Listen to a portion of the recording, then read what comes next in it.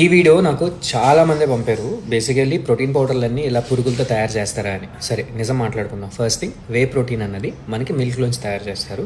So మీరు అక్కడ చూపించింది మంచిగా ఎడిటింగ్ చేసి చూపించారు కాబట్టి దాని నుంచే తయారు చేస్తారేమో అని చెప్పి మీరు నమ్మేశారు. Point number 1. So it's basic common sense factor what you have to believe in. So if you buying a whey protein, then whey protein is strictly made from milk and ఒక మంచి ఫెసిలిటీతోని ఒక మంచి బ్రాండ్ కానీ తయారు చేస్తే మాత్రం మనకి quality ప్రొడక్టే వస్తుంది.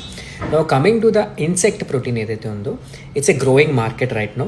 మనకి నార్త్ ఈస్ట్లో కానీ లేకపోతే మనకి ఏషియన్ కంట్రీస్లో కూడా ఇన్సెక్ట్స్ తినడం అనేది చాలా normal thing. And when you compare the amino acid profile and nutrition profile, insects నుంచి definitely complete amino acid profile, complete nutrition profile వస్తుంది.